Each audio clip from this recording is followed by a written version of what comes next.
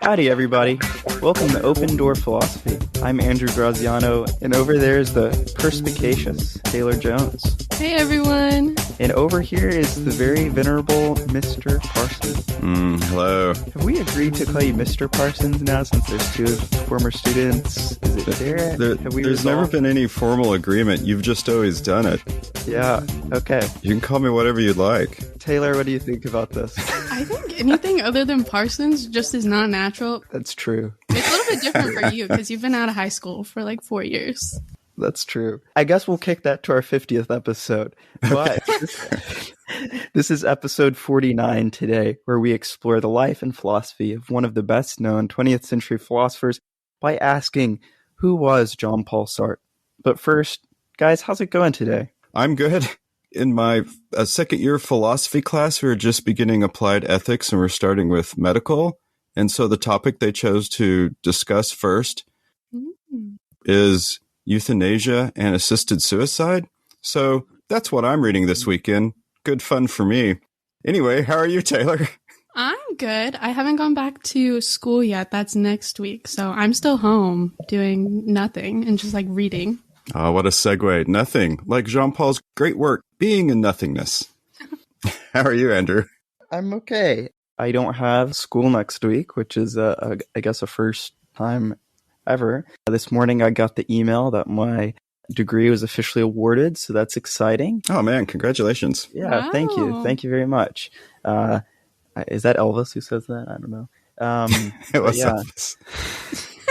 But yeah, I'm trying to find purpose, which I guess is another great little segue too. So, boy, it's all just coming together. And before we get to the show, we'd like to quickly remind you that our 50th episode, which is our next episode, will be answering your questions. So please send us the questions you'd like us to address on our socials or by email at contact@opendoorphilosophy.com. Now, on to the nausea.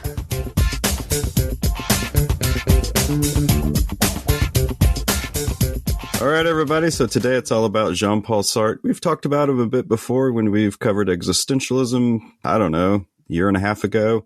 And then, of course, we talked about Jean-Paul Sartre last episode. We were talking about his life partner, Simone de Beauvoir. So today it's all about Sartre. Beauvoir may come up. Some other existentialists may come up. We'll just see. And, of course, we will pass all the French pronunciations on to Taylor today. can I ask a question before that? Well, this was going to be another pronunciation question. Is it Sartre? What's the correct pronunciation, Taylor? I could not tell you on that one because names are different than like regular words. That's you fair. You probably pronounce like the RE a little bit, but like I don't think it. Sartre. Yeah, I have asked people who speak French this word actually because when you watch YouTube videos and stuff like that or other podcasts, you're always interested in how they pronounce those words. So the French teacher at my school says Sartre is fine, but technically it's Sartre, but Sartre with a French accent, which I cannot reproduce. But Sartre is perfectly acceptable. I would say the same thing.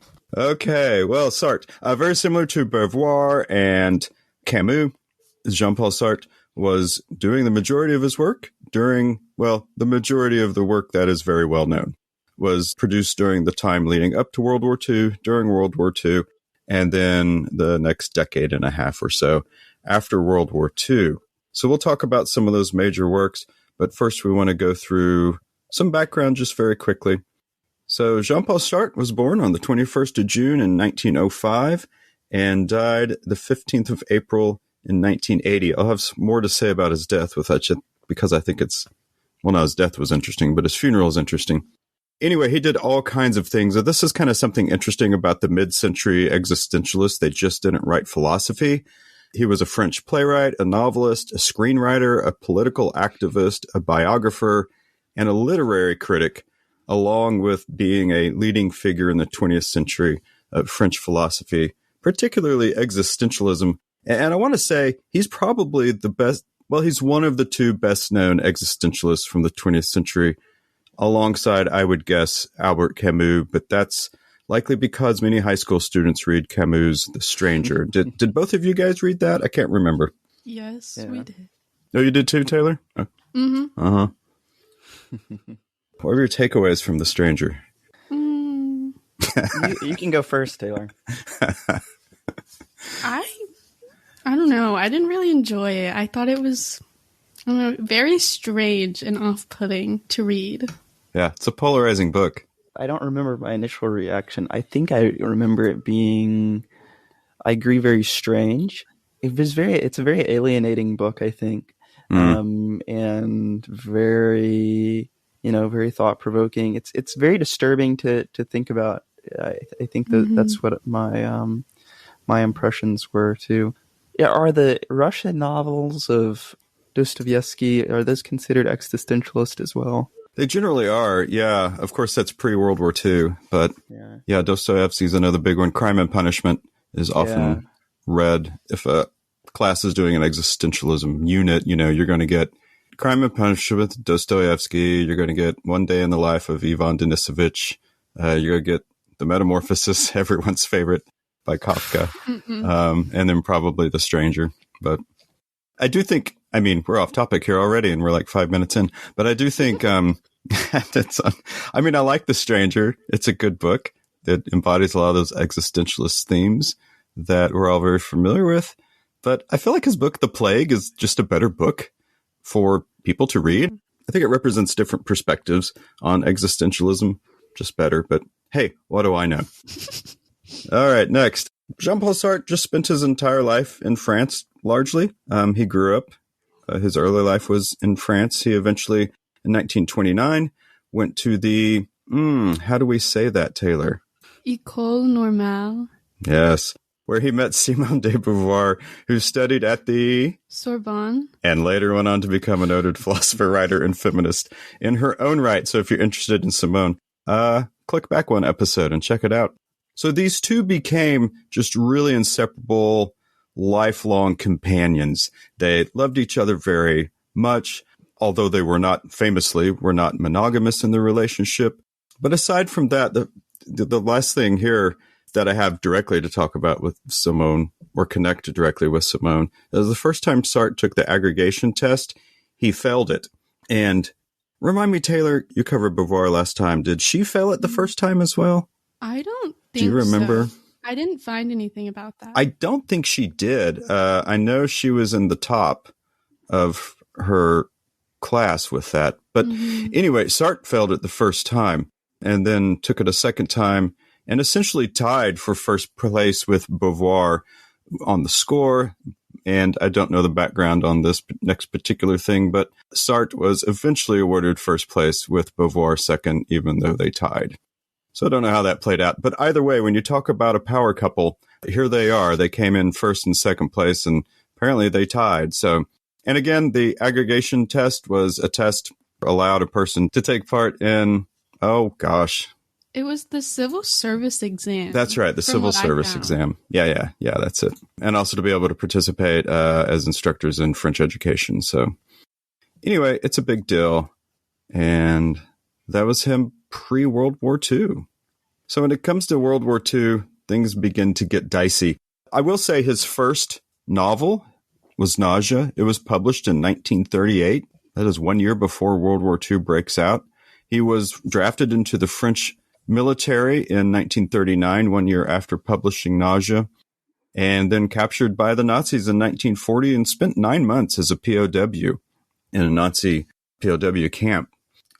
And I couldn't find some detail on this. I'm sure it's out there, but he was either released or escaped from his camp in April of 41. And then after that, he really just joins any sort of resistance against the German occupation of France.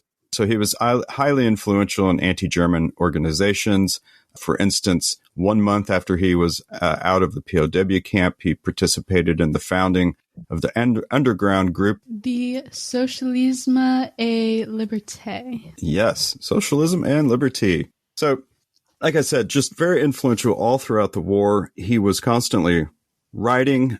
He fought with his words, and there were a number of anti-war publications, anti-German publications, and he wrote heavily for those, and along with Simone and a number of other French writers. So Anyway, that was World War II for him. Did you guys know that he was in a POW camp? I did not. I did not know that either. But that's interesting, thinking about our discussion of the impact of continental Europe on maybe existentialism. Yeah, it is. You know, when you think about these writers who were either in France or Germany or any other affected area from World War II, the ones that actually went through it, yeah, you can really see why Sartre uses the analogies that he uses and how that really influenced him and Beauvoir. There's a number of war allusions that Sartre makes that we'll obviously get to here in a little bit. But anyway, post-World War II, hey, it's just the sunny side of life. So he was awarded the Nobel Prize in Literature in 1964, quote, for his work, rich in ideas and filled with the spirit of freedom and the quest for truth, has extended a far-reaching influence on our age, close quote. So that's from the Nobel Prize Academy. But just being a Sartre, Sartre declined the prize, said that he never accepted any official honors and that he did not want the writer to become an institution. So the Swedish Academy, well, actually, Bob Dylan did something similar a year or two ago when he won the prize for literature, but he did accept the prize. He just didn't show up to the Academy to give a speech, although I think he sent a speech. Did you guys hear anything about that? No, that's funny. Yeah. Some of these. Old Bob Dylan. Well, anyway, I don't know how scandalous this was that he turned down the Nobel Prize, but the Swedish Academy did have a statement about that, and it is, it will be recalled that the laureate has made it known that he did not wish to accept the prize. The fact that he has declined this distinction does not in the least modify the validity of the award. Under the circumstances, however, the Academy can only state that the presentation of the prize cannot take place. So that was their official response to Sartre turning it down. And what I found is that it's the only known occasion when a laureate voluntarily accepted to decline the Nobel Prize. So there's Sartre being Sartre, I guess. Do you think there's any justification for that? I know it's not like a really massive topic to talk about, but is there any justification for just not accepting an award like that? Yeah, I don't know. if that's what you want to do, I mean, I don't know. What's so wrong about that? It's not accepting it. Yeah, cynical stoic.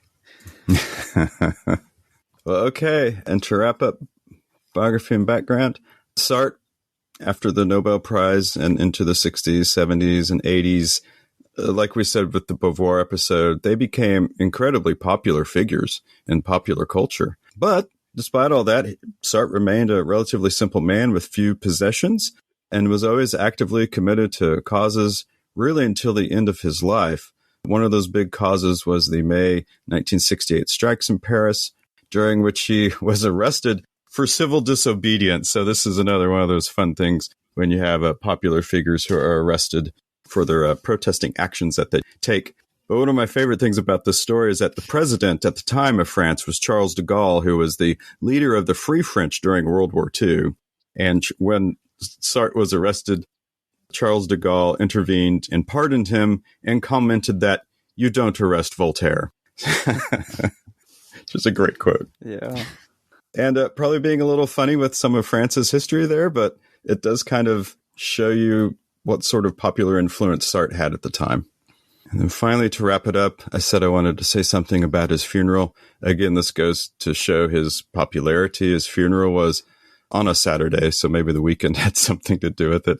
But it was 19th of April, 1980, and 50,000 Parisians descended onto the boulevard. Oh, dear. What boulevard is that? Boulevard du Montparnasse. Sounds good to me.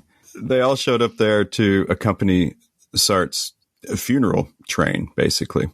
And there are photos, of course, of this. This is 1980, and it's just remarkable to think that the street would be lined with so many people to say goodbye to this, frankly, controversial figure, but like intellectually respectable figure.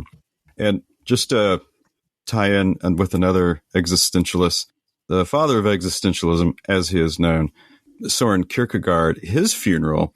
So I've been there. It's really, really cool. His funeral was in the National Cathedral in Copenhagen. And the church was crowded. This is a quote from someone who was there. The church was crowded long before the hour, and a multitude of shabby-looking people had pressed forward near the coffin to see Kierkegaard. And he wrote shabby-looking because Kierkegaard was kind of a man of the people, if you will. He walked hours a day through Copenhagen and just was constantly talking with people. So there weren't very many state officials there because he had pissed everyone off. So you mostly had the commoners there. There's some controversy at his burial as well, with his nephew making a little bit of noise. But anyway, that is the background on Jean-Paul Sartre. Wasn't that exciting, guys? Very exciting. Jean-Paul Sartre's most famous novel, Nausea, was written in 1938, and it's a novel largely focused, from my understanding, on the protagonist of Taylor. I'm going to need you again on Antoine Roquetin, beautiful, who has kind of an existential crisis, and like most of those, is very overwhelmed. You know, as the title would suggest, feelings of nausea that is really difficult for him to understand and to put into words, or really even to think about. And I think he spends most of that novel thinking about his identity, his purpose in the world, thinking about his own mortality and how his life really doesn't matter in the grand scheme of things. And I think eventually he discovers some kind of appreciation for life, but that also comes with the acceptance that his life is overall very meaningless. So it sounds like an exciting, uplifting book. I think there's a few things to talk about with that. Something that I always like to think about with these 20th century philosophers is the medium in which they write, thinking about, for hundreds of years, and that might be an understatement, philosophy is traditionally written in treatises or books. And I think we start seeing this injection of philosophy and literature with figures like Nietzsche, with some of his works. But what do y'all think about, we've mentioned this with Camus, but this injection of existentialism primarily in literature? How do you think that impacts the dissemination of this philosophy? What's different about this than a treatise? What do y'all think? I think it's very interesting, and I'd say it makes a lot of philosophy more accessible to people that aren't strictly academic, and it makes it almost more appealing to other people because they're seeing philosophical ideas presented in a way that they can almost relate to. Because in a lot of novels, the main characters are meant to be relatable in some sense. So people are able to put themselves into that position and then kind of picture how that philosophy would apply to their lives potentially, and kind of getting a more practical understanding rather than just reading long works of philosophy.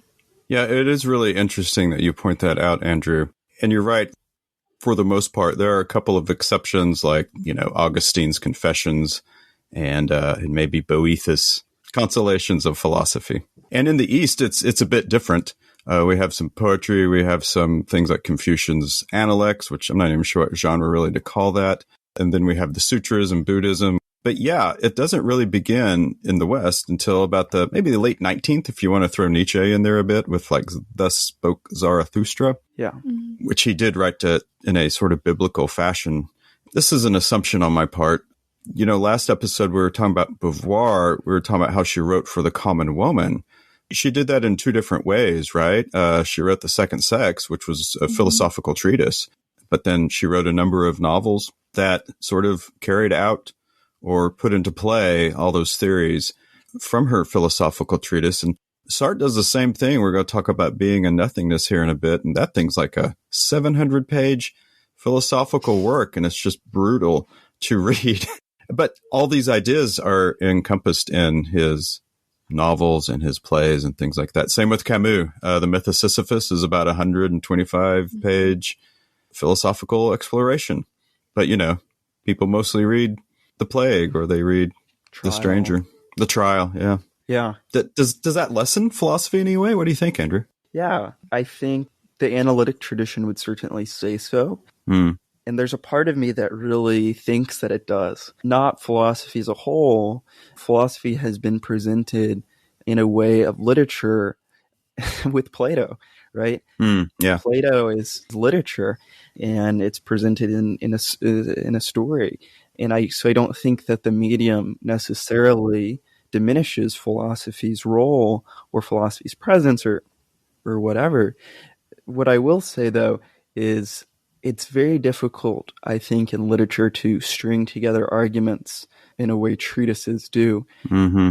So you lose some of that logical consistency, you lose some of that clarity, which philosophy has always, at least analytic philosophy, has always prized itself on, this clarity of argument, clarity of thought.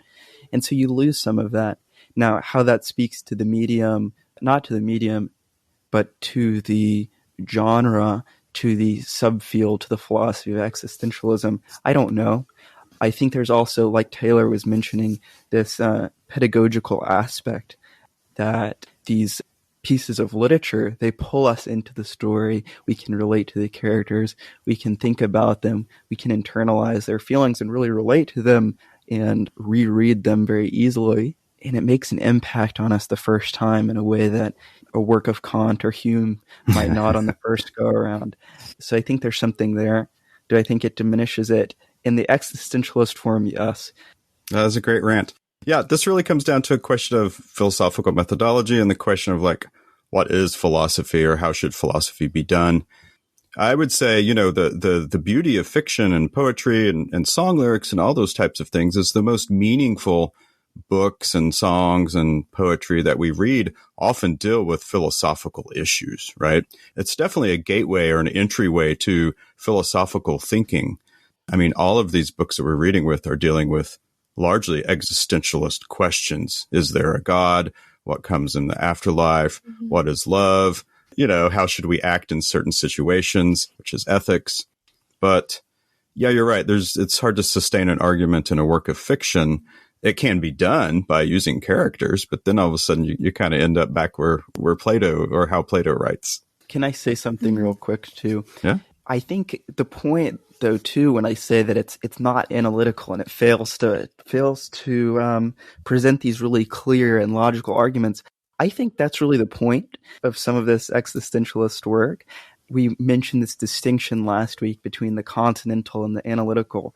This literature, it's focusing on the experience, the human experience, which is inherently not logical. It's inherently more about experience.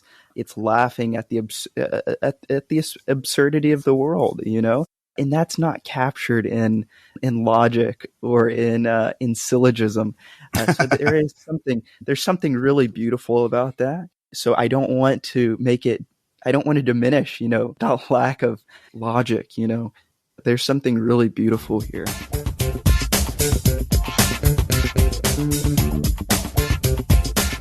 So, as I mentioned just a minute before, in 1943, Sartre writes really what is his best-known philosophical treatise. It's called Being and Nothingness, and it's 700 pages. One of my favorite quotes I heard from an editor once who had just recently translated Being and Nothingness. This was about 3 or 4 years ago. And she said, like many great thinkers, Sartre could have benefited from an editor. Because there's a lot of repetition in that book, and there's a lot of repetition in many philosophical treatises if you think about it. And some of those writers probably could have used someone to come along and say, you know what, you could tighten up this language a little bit.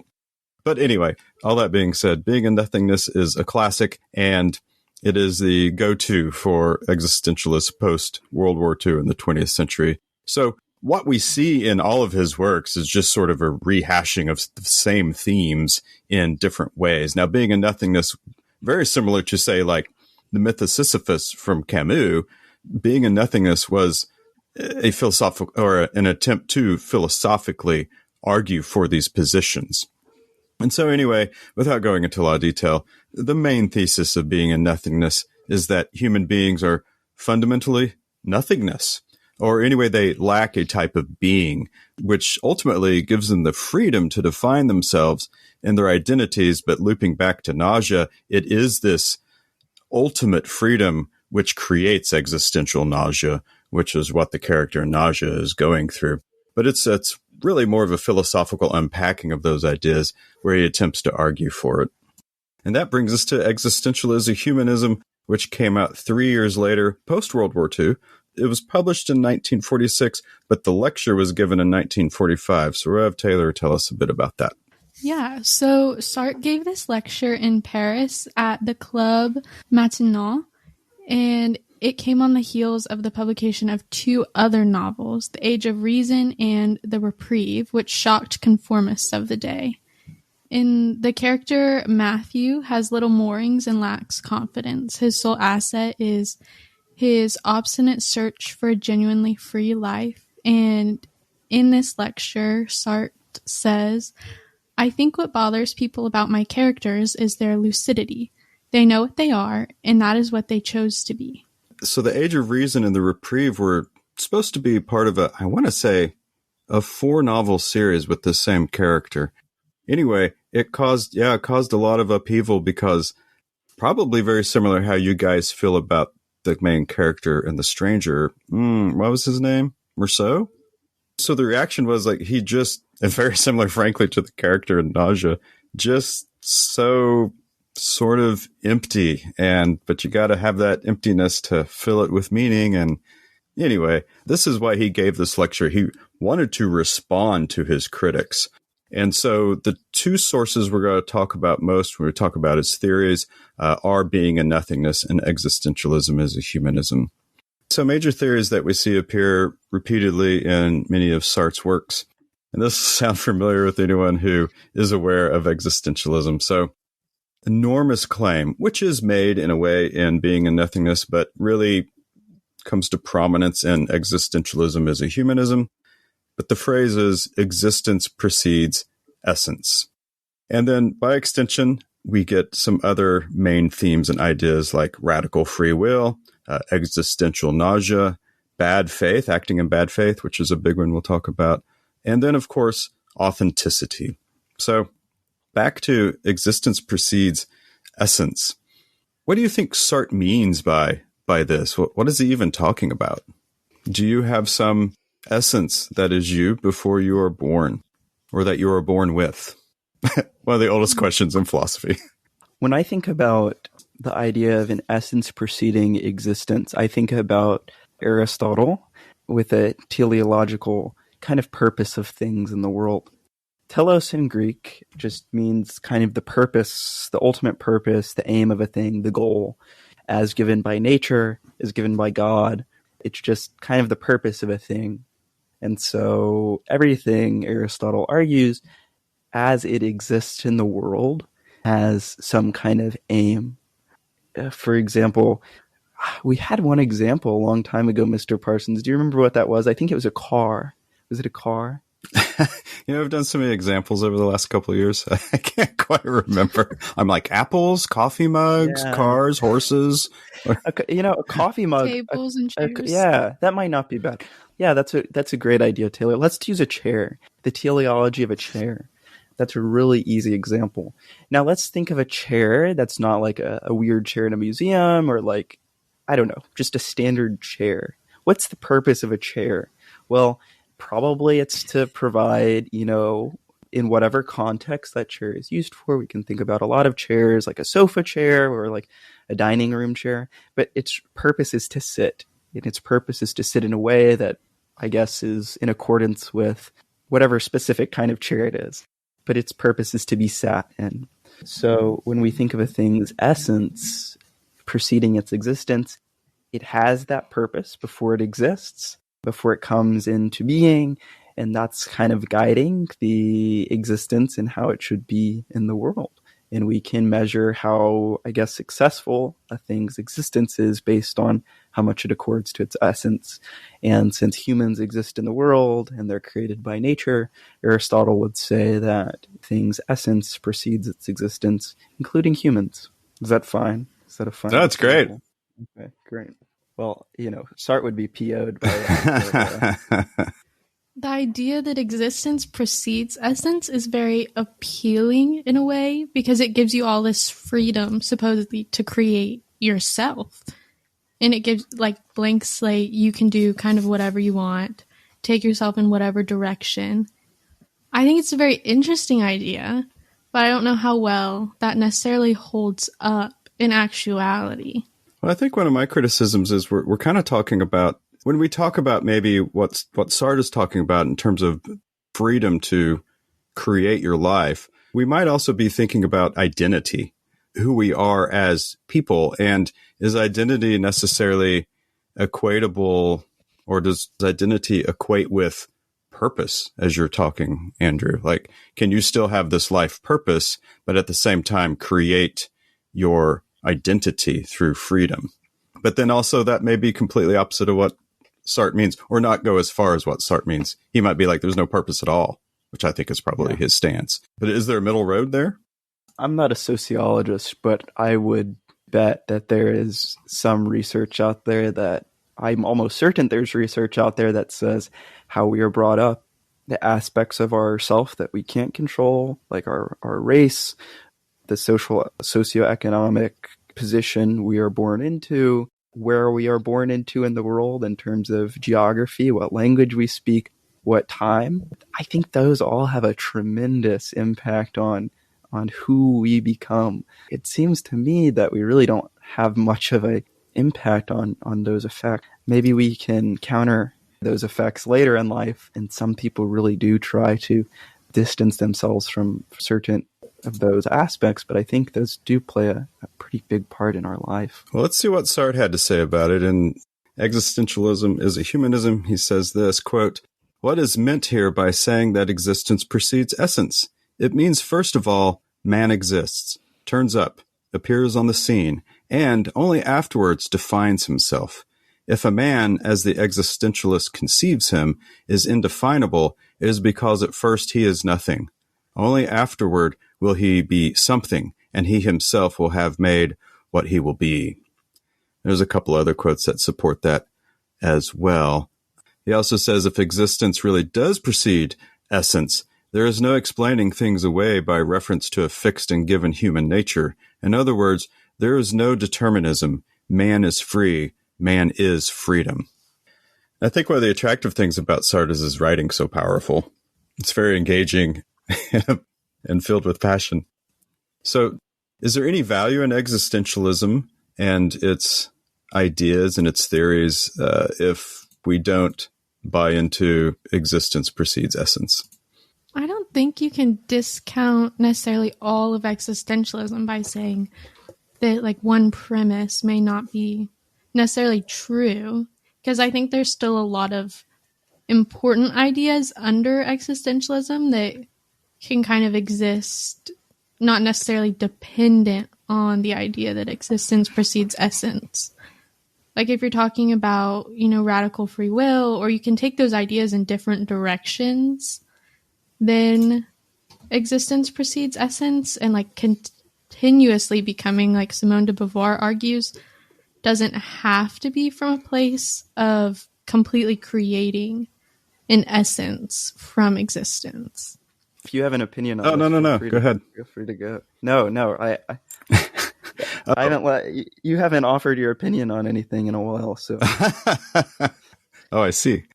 Well, no, I don't think the entirety of existentialism, or what is beneficial from the philosophy of existentialism, hangs on this one particular premise. If you dismiss this premise, there are still some valuable things that I think are existentially and even logically tenable.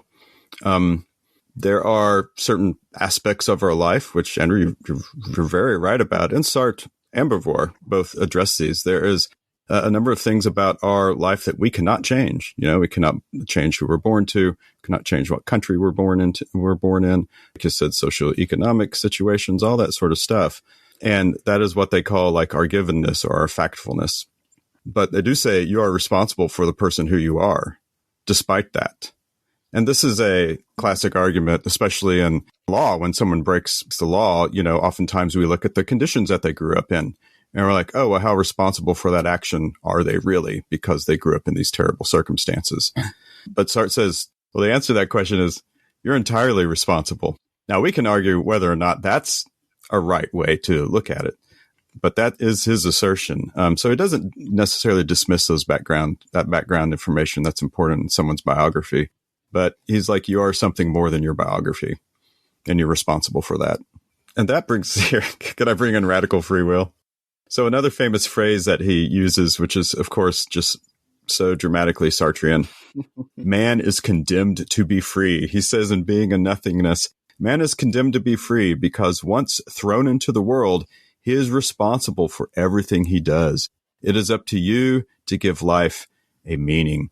And another just really controversial statement. I think it's in that same passage, maybe a page or two later. He says, we all have the war we deserve. And of course, he's making reference to World War II. And people in World War II were like, this isn't our fault. I can't believe this is happening. But Sartre turns around and says, look, you're responsible for this war. You are a part of this event that's going on. And yes, you can choose to remove yourself from this event, this war that's going on in your country by all kinds of different means. You can flee, you can become a refugee, you can, of course, opt out with suicide. But ultimately, this is your war. And it's the war that you deserve. Not deserve like you were bad and this is your punishment, but deserve in terms that you're entirely responsible for how you engage with the world. And so your choices create that war. And so he also, as long as we're throwing out controversial phrases or quotes, he also says there's no such thing as innocent victims. And students have a really hard time with that particular claim. Again, he argues for all these positions in Being and Nothingness, but these are like the hot quotes that get people hopped up. So all this to say is we have radical free will, not just sort of free will, not that we have some choices in our life, not that we can make some choices in our life. It's that existence is entirely libertarian. There is no determinism. You have free will, period, and you're responsible for what you do with it. Oh, gosh. From my understanding, he also talks about how as humans, we have projects as like part of our life, and we're free to jump from project to project and like create a new facet of our identity like as we go forward. But I really like where Simone de Beauvoir stands on this, how she says that yes, we do have the freedom to change directions, change projects, do something else with our lives, but we also can't escape our own past. And I think that's a good balance between, yes, we do have freedom to act, but we're not free from the consequences of our actions and from what that makes our identity. It's interesting. I'm just now having this thought. I'm sure someone's written something on it. It seems like in a way that Simone de Beauvoir is kind of Jean-Paul Sartre's apologist, that she comes along after his writings and then reorient some of his stronger points to something that perhaps is a little more tenable. I don't want to say that she's Jean-Paul Sartre's apologist. I think her philosophy stands on its own. But I do think, despite the fact that she was his life partner, I do think Jean-Paul Sartre's philosophical ideas at the time when she was writing was also some of the most powerful and potent or powerful and prominent ideas in philosophy at that time coming out of World War II. So not as apologist, but had to contend with his ideas. And she does take some of his ideas, challenges them, and then attempts to improve them.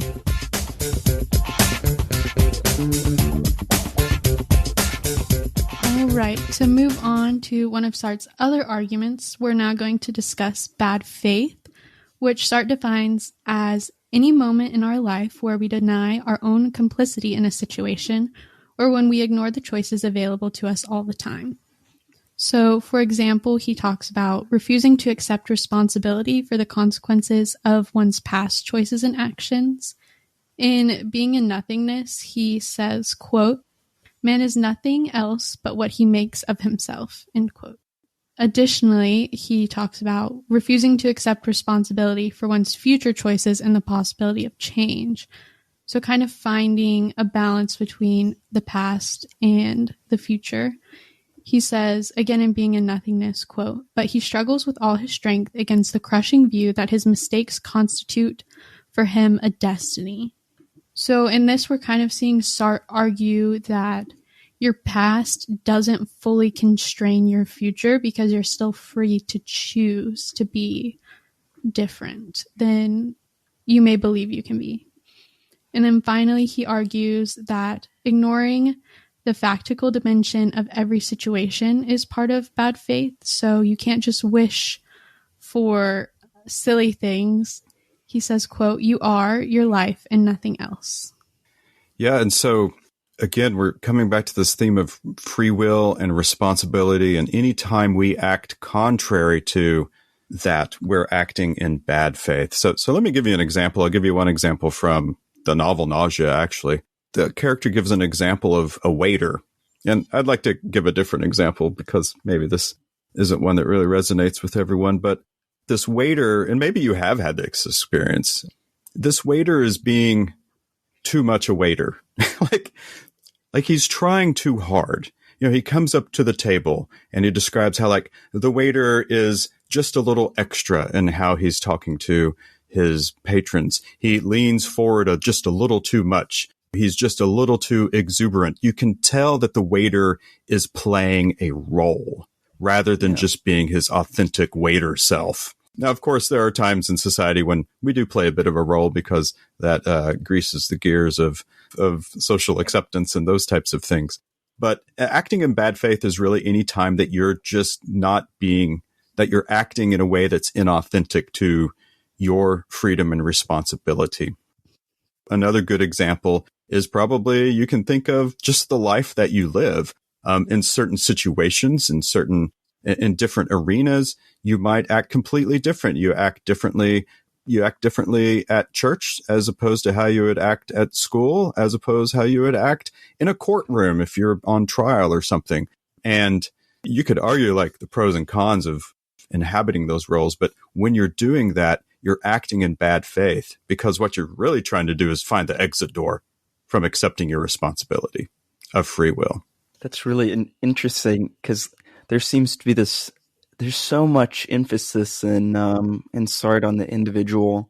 The individual's freedom provides much of their drive, or I was going to say their freedom provides their freedom, but that makes no sense. There's just so much rejection against these roles.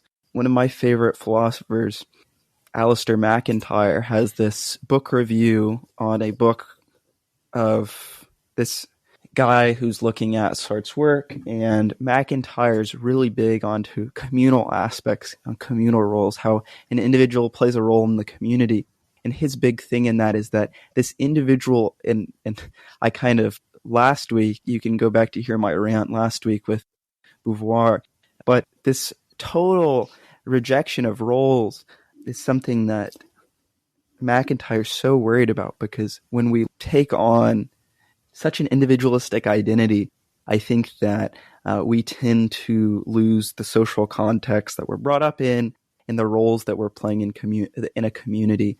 Community is really important, I think, and MacIntyre argues too, and that when we kind of alienate ourselves from a role that we could be playing in a community to better it, that's really cutting ourselves from an authentic moral behavior.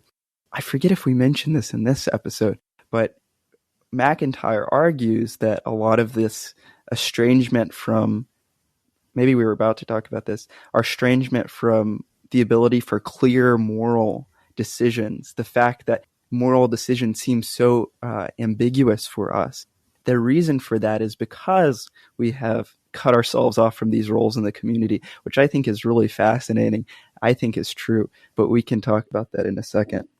I don't know. What do y'all think? I guess that's an okay moment for this, since we're talking. Oh no, it's great. But what do you think about Sartre? Is certainly not into roles, but what do y'all think about roles? What role do roles play in our life? You know, they provide a nice little template for us for sure, but is there something beyond that?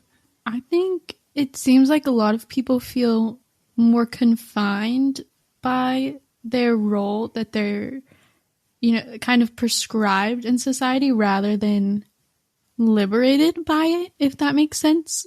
That we think of our prescribed role as something that we have to fulfill in a specific way, when maybe like to develop a stronger community, we don't have to be confined by a role, but take that and make it into something that's more beneficial, if that makes sense. Yeah, it'd be interesting what Sartre would say about his definition of this word role as the way we're using it. I'm going to speak for him. So, okay, let's take the waiter example again, right? So is that what you would call a role, Andrew?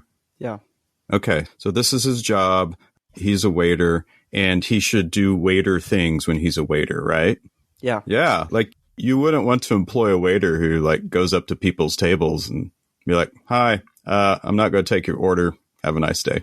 No, that's what waiters do. They take your order and they serve you, right? Yeah. So can you be inauthentic while also performing that role? I guess is the question I have. Like, is there an authentic way to perform that role and an inauthentic way? I guess also another way to say it is by inhabiting or carrying out a role, does that necessarily mean that you're being inauthentic? I don't know. Let's do another thought experiment for a second with this waiter role example. Think of the best waiter that you've ever had. They probably come to the table the right amount. They sweep up the crumbs from the crackers you eat on the table, whatever. They come to fill up your water. I guess they don't really do that, but they keep checking in on you the right amount of times, whatever. And you're just like, geez, at the end of that meal, you're like, they weren't too talkative. They were a really good waiter. And I think that a lot's informing that. Perhaps they're just a good person normally, but I think from how I see it, kind of studied what makes a waiter good. And the fact that they can be a good waiter originates from them playing into this role, not inauthentically, but just a full acceptance of that role. They've studied what the role is, and that makes them really good at their job. It's provided them a purpose. And I think without thinking about, then take that kind of opposite approach. If there's a waiter who doesn't really know what a waiter's supposed to be, it seems like they'd be kind of, I don't want to use the word blind, but they'd be kind of lost. They'd be kind of lost without that role, without that tradition. That's the word that McIntyre would use, that tradition informing them. It would just seem like a really lost and scary place, right? Like how many times do I go up to this table and ask how they're doing? Where do I grab the plate when I serve them? Like, those are all very important things. And I'd just be very lost without that tradition informing me. I don't know if what I said makes any sense. No, I'm loving it. Thinking of this poor waiter. Yeah. The cave of ignorance. I would just be so lost, wouldn't you? Like, if you never had a waiter in your life. Sure. And I'm just thinking, these poor humans, like, I don't know, if there's no roles, if you're not playing into any roles, as a human being, I would feel very, very lost. Feel very, very lost and scared. I think that you can play a role or like fulfill a role in a way where it's a facet of your identity without allowing it to become your identity. So you're remaining authentic and not just conforming only to your role as like, maybe it's your job, like being a waiter doesn't have to be your entire identity, or even if it's a social role, like being a mother or a daughter or a friend, doesn't have to consume your identity to where you're only comprised of your role that you serve in a particular area. And that's how you remain authentic, because if you're not fulfilling something to yourself, I think that's when we lose our individual identity. Okay, well, let me give a counter argument example. Counter thought experiment to your counter thought experiment. True. Okay, sure. So here's something surely we all have experience with. I'm a teacher, so everyone's had teachers. And so when new teachers come onto the job and I'm asked to mentor them or they ask for advice or whatever, one of my first pieces of advice is be yourself. Be yourself in the classroom, because those students will sniff out a fake in a heartbeat, and then they'll persecute you for it. Like, don't be inauthentic with those kids. Those kids hate it. Now, that being said, you also have to fulfill the role of a teacher. You have to do the things that a teacher is supposed to do, right? So we have and we can think of this equating with like a waiter, right? Like you have to take attendance. You want to do that at the beginning, not at the end. There's all these things you want to, if there's a hall pass, you got to fill it out right. When someone comes to the door, you have to open it. Like all these types of technical things that a teacher should do to fulfill that function. And of course, you should teach the content that you're supposed to teach that day. But then it becomes a bit of an art form after that. Because like the delivery of the instruction and how you interact with students is the art of teaching, if you will. And if you're worried about student behavior, or if you're worried about how they're going to react to a certain situation or a comment that someone's made or something, you might act in a way or say something in a way that maybe you wouldn't actually say it that particular way if you weren't worried about those things. So in that way, I don't know how you're not yourself when you're teaching in a classroom. I don't really know how to say exactly how you're not being yourself. But man, let me tell you, when a teacher isn't just being true to themselves, it seems so forced. And when it seems forced, when instruction seems forced, kids check out. Mm-hmm.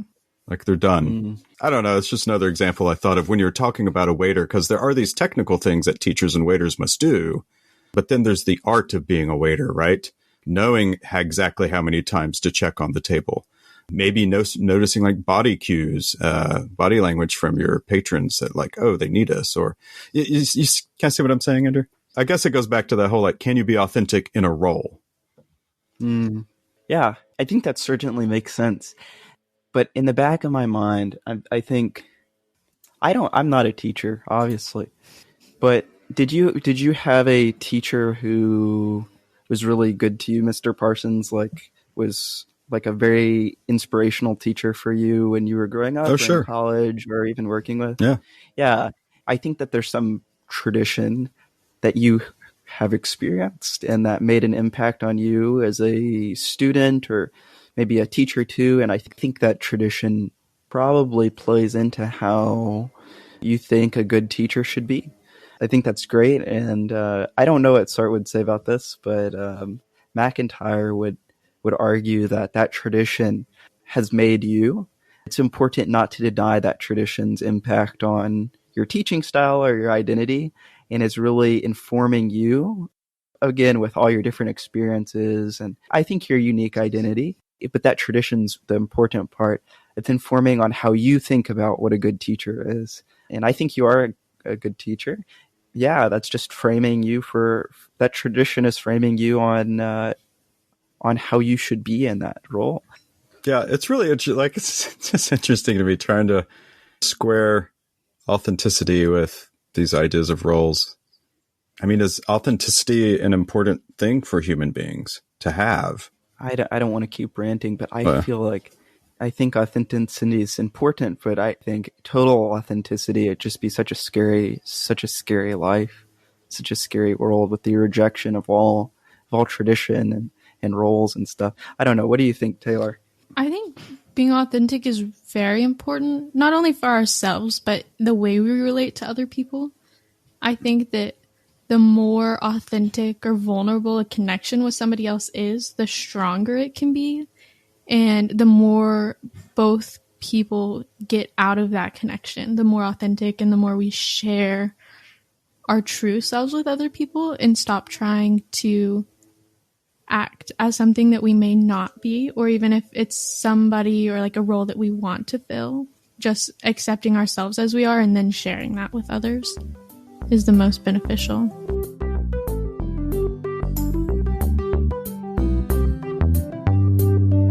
Well, all right, everybody, that's going to be about it for today's episode. Thank you so much for taking responsibility in listening to this episode. That's right, and we'd love to hear from you, whether that be on our socials, on Twitter or Instagram, or our email at contact@opendoorphilosophy.com. And that's a really good reminder about our upcoming episode number 50, where we discuss questions. So please send them to our email or on our social media page. We would really love to hear your questions so we can answer them on our next podcast. Super exciting. And as always, we thank Kevin MacLeod for the use of his free music. You hear it in the intro and the outro. and it's good stuff. And as always, remember, when your life is in need of some philosophy, the door is always open. See you later.